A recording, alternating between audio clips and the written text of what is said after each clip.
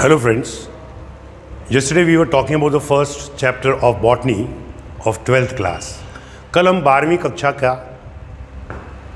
प्रथम चैप्टर पढ़ रहे थे, पुष्पी पादपों में लैंगिक जनन। उसमें मैंने आपको परागकण की उत्पत्ति कैसे होती है वह बताई थी। ये परागकण जो होते हैं इनको हम नर युग्मोद्भिद भी कह सकते हैं। We can also call them as male gametophyte. परागकण जब टू सेल्ड कंडीशन में होता है, दो कोश की अवस्था में, तो उसको इमैच्योर्ड मेल गैमेटोफाइट यानी कि अपरिपक्व मादा नर युग्मोद्भिद कहते हैं। अब यही परागकण जो होगा दो कोश की अवस्था में, जैसा कि मैंने बताया था 60% एंजियोस्पर्म में होता है। हम यदि देखें तो अब इसका पॉलिनेशन होगा और यह तो उसी पुष्प की वर्तिकाग्र पर या दूसरे पुष्प की वर्तिकाग्र पर जाकर गिरेगा। That is, it may fall on the stigma of its own flower और ऑन अदर्स फ्लावर। जब यह डेवलप करता है तो इसमें से ये पराग नलिका निकलती है। ये पराग नलिका जो होती है यह वीसी या टीसी के कारण बनती है ऐसे। अब ये एक सेल हो गई वीसी की और ये होती है जीसी। ये जीसी अब आगे जाकर एक समसूत्री विभाजन करके दो सेल देती है, मेल सेल 1, मेल सेल 2। तो अब आपके पास में कितनी कोशिकाएं हो गई? 3। एक तो ये है ही जिसका न्यूक्लियस सबसे आगे होता है, which control the length of the pollen tube, और दो सेल ये हो गई, नर कोशिका 1, नर कोशिका 2, 3 हो गई अब उस पोलन ग्रेन में। इस 3 कोश की संरचना को हम परिपक्व नर युग्मोद्भिद कहते हैं, यानी कि मैच्योर्ड मेल गैमेटोफाइट कहते हैं। अब मैं आपको बताने जा रहा हूं कि पोलन ग्रेन की स्ट्रक्चर कैसी होती है। ये आपका पोलन ग्रेन जिसके बाहर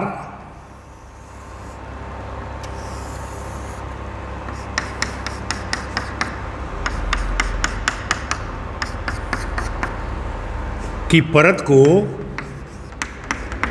एक्साइन कहते हैं, यानी कि भाय चोल कहते हैं, और अंदर की परत को इंटाइन या अंतःचोल कहते हैं।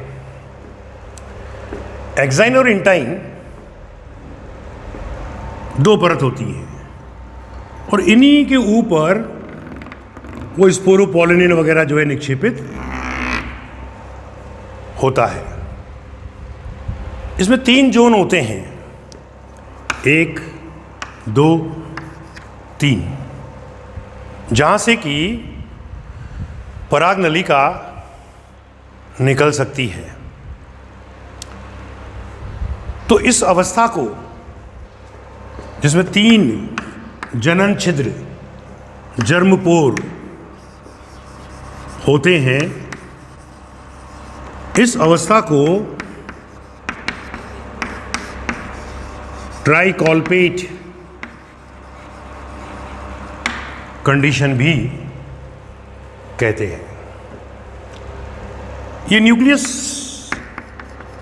जो कि हैप्लॉइड है वो हमको देखने को मिलता है। अगर इलेक्ट्रॉन माइक्रोस्कोप से देखें तो इस एग्जाइन के दो भाग होते हैं, एक टेक्साइन एंड नंबर 2 एंडेक्साइन। एक्टेक्साइन की 3 परत होती हैं, टैकिटम, बकुला और फूड लेयर। ये 3 परत हमको जो है देखने को मिलती है। तो ये रही हमारे पास में संरचना परागकण की। This is the structure of pollen grain. अब सबसे छोटा पोलन ग्रीन किसका होता है? तो वह नाम है मायोसोटिस एल्पेस्टिस, सबसे छोटा पोलन ग्रीन। और सबसे बड़ा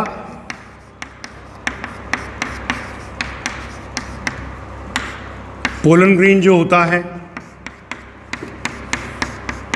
वह मिराबिलिस जालापा का होता है। Just for an information. अब इस परागकण में 3 क्षेत्र हैं, जरमपोर हैं, परंतु परागनलिका एक ही निकलती है। कभी कभी जैसे कि मालवेसी के मेंबर होते हैं, मालवेसी,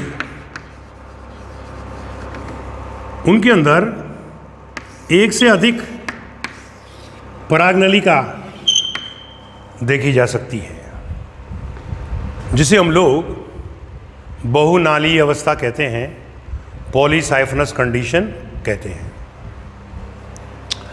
अब बात चलती है कि परागकण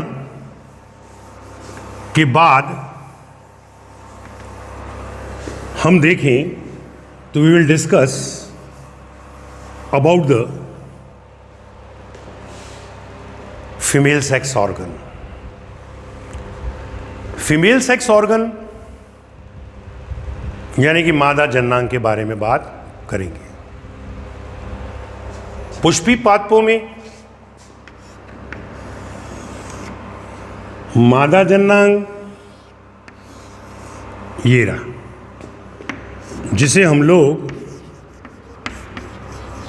कार्पल कहते हैं या जायांग कहते हैं। इसको हम लोग मेगा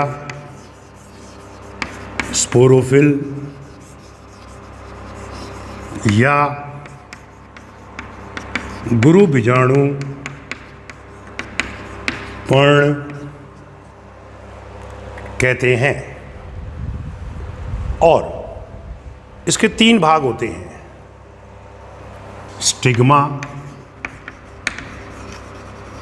स्टाइल,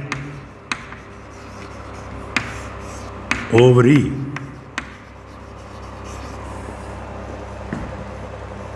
इसके अंदर यह बीजांड होता है, ओव्यूल। इसे हम लोग वर्तिकाग्र कहते हैं, इसको हम लोग वर्तिका कहते हैं, इसको हम लोग अंडाशय कहते हैं। परागकण कहाँ आकर गिरता है? यहां आकर गिरता है। अब मैं अंदर से इस ओव्यूल को निकाल रहा हूं।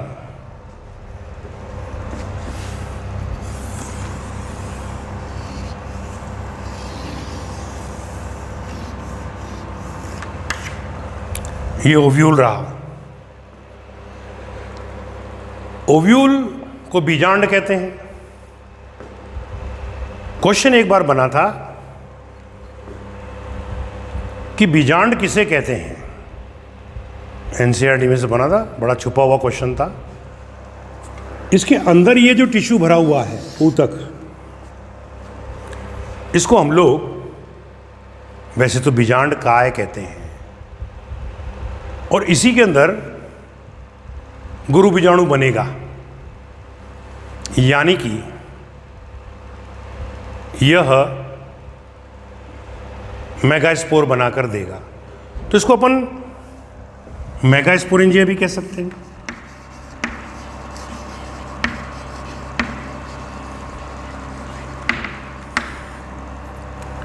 यानी कि गुरु बीजाणु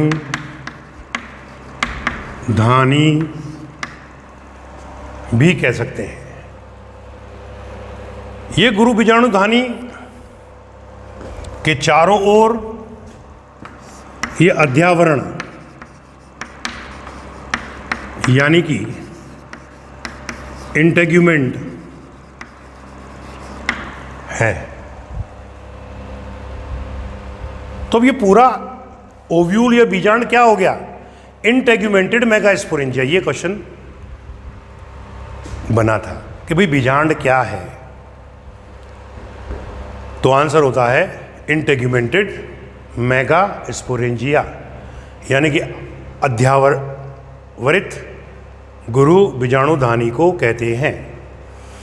अब इसके अंदर गुरु बीजाणु बनेगा, वो कैसे बनेगा, मगर पहले मैं आपको इस बीजांड की संरचना के बारे में बताने जा रहा हूं।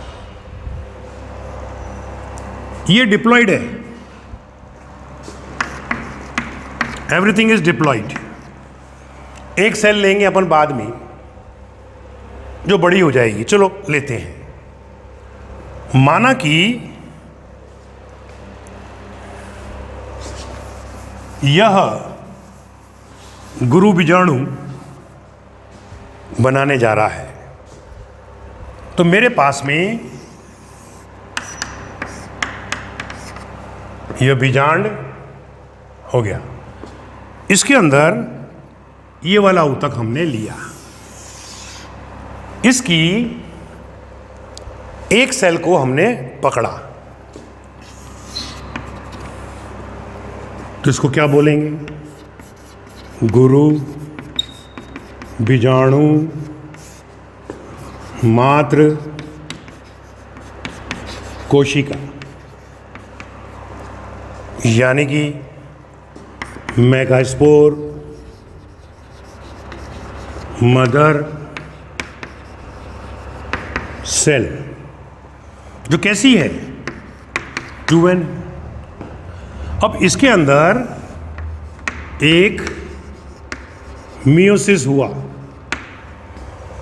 तो मुझे 4 कोशिकाएं मिली, 1 2 3 4। कैसी होंगी ये, हैप्लॉइड। उनमें से ये 4 गुरु बीजाणु बने साहब, 4 में से एक ही परिवर्तित होकर आपको मादा युग्मोद्भिद यानी कि फीमेल गैमेटोफाइट एम्ब्रियोसेक देगा। तो ये 4 में से क्या होता, 3 जो बीजांड द्वार की तरफ होती हैं वह विलुप्त हो जाती हैं। तो अब आपके पास में एक ही बची, और ये एक जो होती है ये डेवलप करके हमें भोजन अवशोषित करके बड़ी हो गई। अब इसको हम क्या कहेंगे, मेगास्पोर। ये डेवलप हो गया, परिवर्तित हो गया भोजन अवशोषित करके, तो अब इसको बोलते हैं अपन लोग एम्ब्रियो सैक, यानी कि भ्रूण कोश कहेंगे। जो कि मादा युग्मोद्भिद को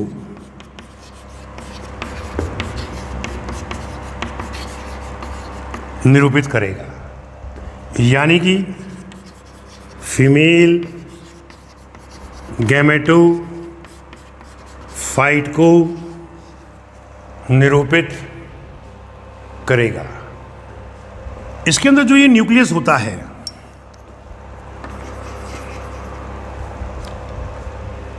उसके अंदर 3 सक्सेसिव सतत कोशिका विभाजन होते हैं, जिससे 8 कोशिकाएं बनती हैं। उनमें से 4 जो होती हैं वो यहां आ गई, और 4 जो होती हैं वो यहां आ गई।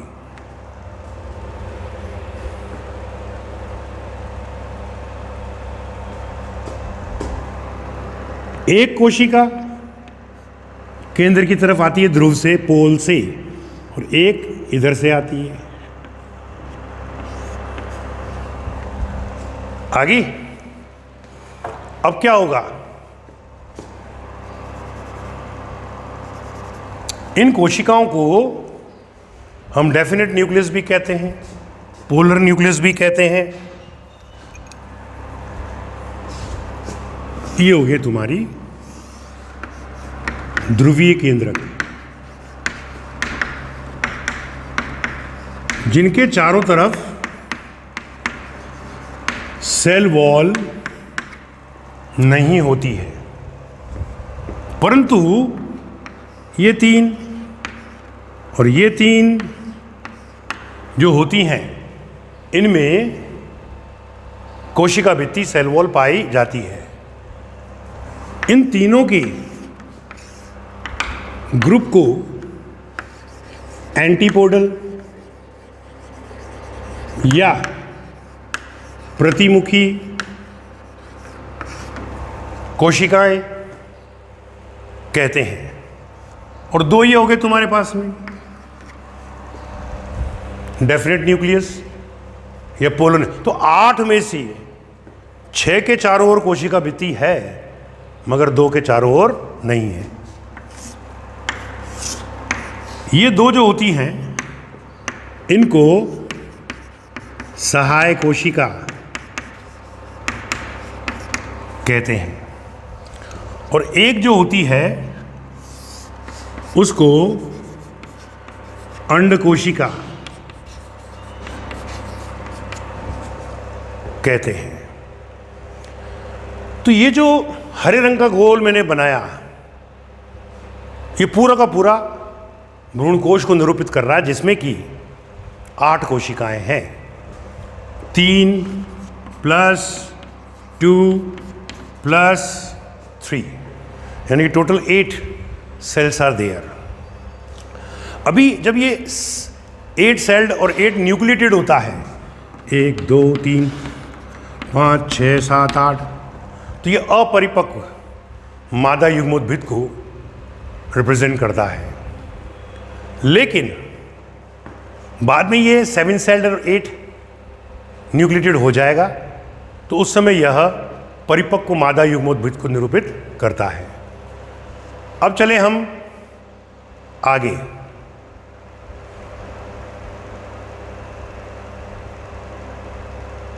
कि इस क्षेत्र को क्या कहते हैं? तो इसको बोलते हैं चलाजा, यानी कि निभाग। इस क्षेत्र को क्या कहते हैं जहां से कि पराग नलिका एंट्री मारेगी? माइक्रो पाइल कहते हैं।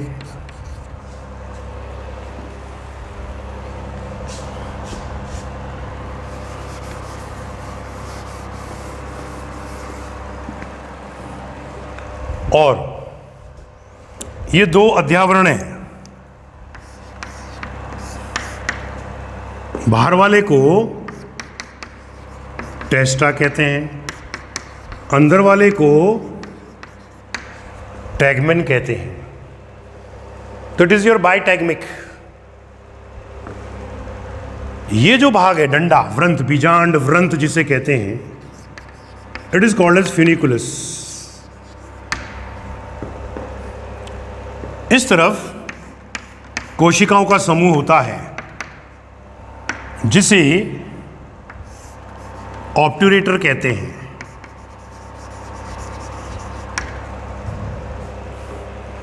और इस प्रकार से हमारा ये बीजांड जो होता है उसके अंदर भ्रूणकोश का विकास होता है, और भ्रूणकोश जो होता है वह हैप्लॉइड होता है और मादा युग्मोद्भिद यानी कि फीमेल गैमेटोफाइट को रिप्रेजेंट करता है।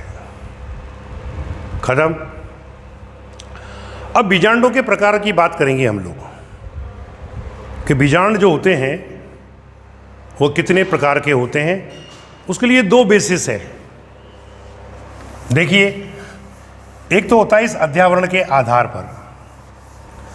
अध्यावरण के आधार पर यदि आप बीजांड को देखते हैं तो दो प्रकार के बीजांड हमको देखने को मिलेंगे। On the basis of integument, अध्यावरण के आधार पर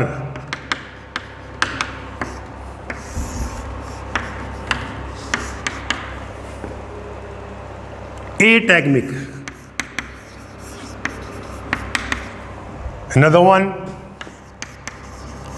टैगमिक। अध्यावरणहीन यानी कि इसके अंदर इंटेग्यूमेंट नहीं होगा। माइनस माने एब्सेंट। एग्जाम्पल चंदन, सेंटेलम, एक और होता है लॉरेंथस। उनके अंदर ये इंटेग्यूमेंट नहीं होता है। अब बनाए इधर कि इनके अंदर अध्यावरण होगा, इंटेग्यूमेंट होगा। और ये जो है तीन प्रकार का, यूनिटैगमिक यानी कि एक अध्यावरण, जिसका एग्जाम्पल जाता है जिम्नोस्पर्म।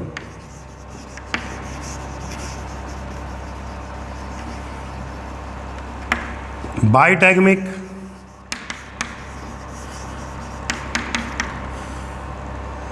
जिसमें दो अध्यावरण या इंटेग्यूमेंट होंगे, वो एंजियोस्पर्म।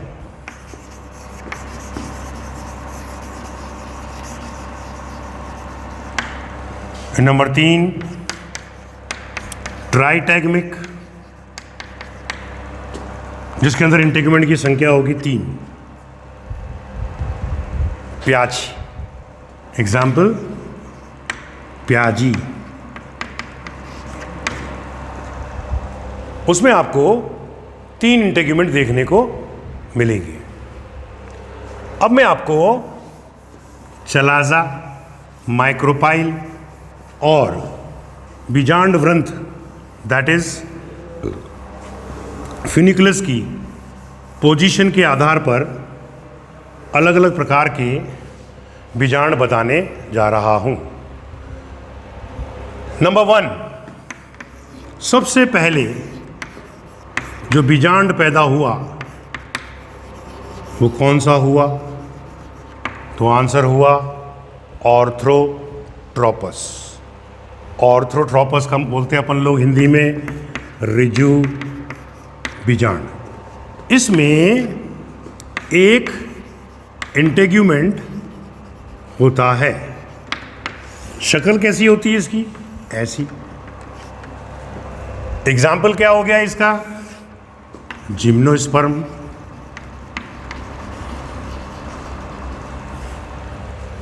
दूसरा, यदि हम देखें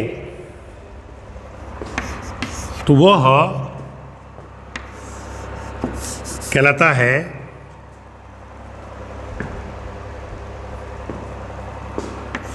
एनाट्रोपस।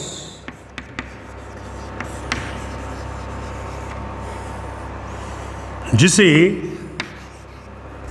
प्रतीप बीजांड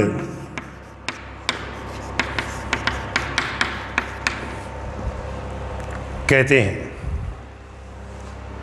प्रतीप बीजांड जो होता है वो अधिकांशतः एंजियोस्पर्म में मिलता है। इसमें 2 इंटेग्यूमेंट हैं और ये अभी अपन ने पढ़ा था, ये ऐसा होता है और 80% एंजियोस्पर्म में आपको इसी प्रकार का बीजांड देखने को मिलेगा। नंबर 3, हेमी एनाट्रोपस अर्ध प्रतीप, 2 इंटेग्यूमेंट होंगे। ये 90 डिग्री पर होगा ऐसा। किस में मिलेगा? रैनूनकुलेसी में। रैनूनकुलेसी के अंदर यह मिलेगा। अब आता है हमारे पास में एक और, वो है 4 नंबर, कैम्पाइलोट्रोपस।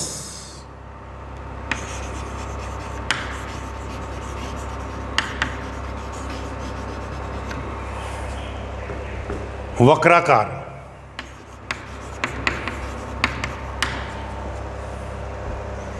इंटेग्यूमेंट 2 ही होंगे, लेकिन वह ऐसा होता है। पहले यूं थे, फिर यूं हुए, अब ये और झुक गया। ये आपको मिलेगा क्रूसीफरी के सदस्यों में। अब आता है हमारे पास में कुंडलित, यानी कि सर्सिनोट्रोपस।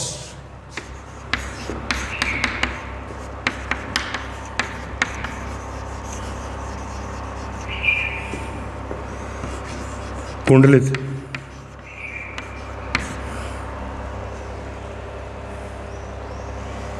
वो कैसा होता है? वो ऐसा होता है, पूरा एंगल 360 के ऊपर यह घूम जाता है।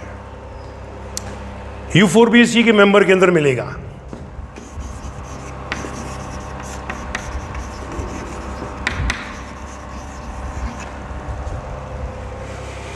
नेक्स्ट,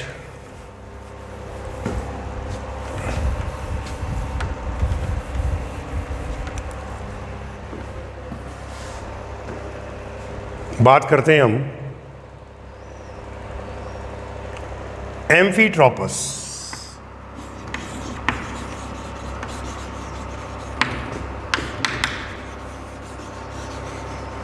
उभय प्रतीप। क्वेश्चन यहीं से बनता है जो मैंने देखा है, क्योंकि ये होता तो किसके समान है? हेमी एनाट्रोपस के समान होता है, यानी कि यह ऐसा होता है। हम एम्ब्रियो सैक को हमेशा गोल बनाते हुए आ रहे हैं। इसके अंदर जो एम्ब्रियो सैक होगा वह आपका घोड़े की नाल के समान होगा। बस that is the point you have to keep in mind. So this is your amphitropous in which the embryo sac is just like a horse shoe shape.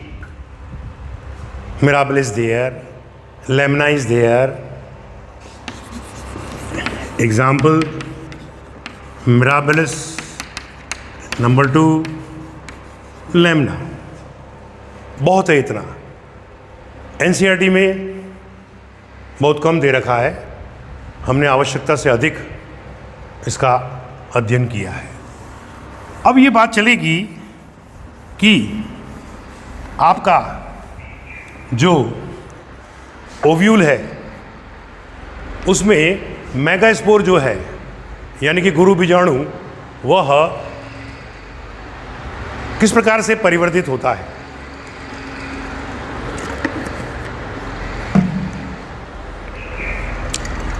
देखिए, हमने पढ़ा था कि यह मेगास्पोरेंजिया है और इसमें 4 मेगास्पोर बने थे, उनमें से 3 विलुप्त हो गए, तो एक ही परिवर्धित होकर बड़ा हुआ, तो इसको हम बोलेंगे मोनोस्पोरिक।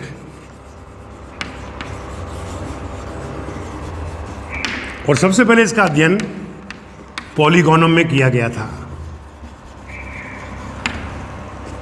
तो यदि आपसे कोई पूछता है कि most primitive type of development of the mega embryo sac कौन सा होता है, तो आप बोलोगे मोनोस्पोरिक एंड पॉलीगोनम। इसका एक और एग्जाम्पल है ओइनोथीरा।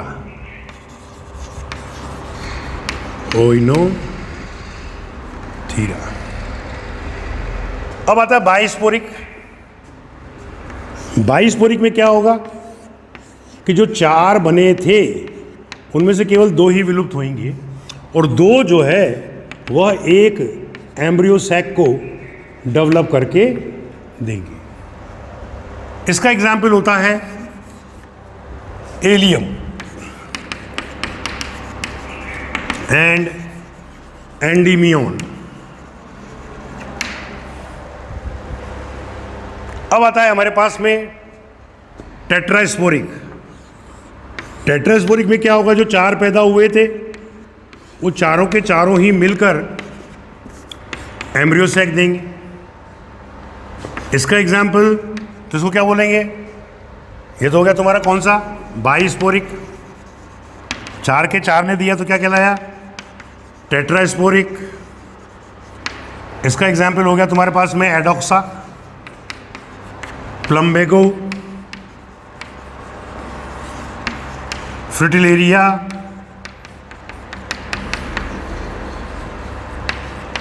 एटसेट्रा। बात समझ में आ गई। तो ये रहा हमारे पास में फीमेल सेक्स ऑर्गन के अंदर, यानी कि कार्पल के ओव्यूल के अंदर कैसे मादा युग्मोद्भिद की उत्पत्ति हुई।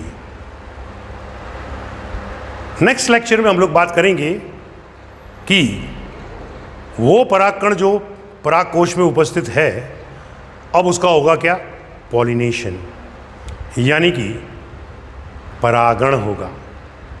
ये परागण कितनी प्रकार का होता है, कैसे होता है, कौन कौन से एजेंट होता है, वो हम नेक्स्ट लेक्चर के अंदर बात करेंगे।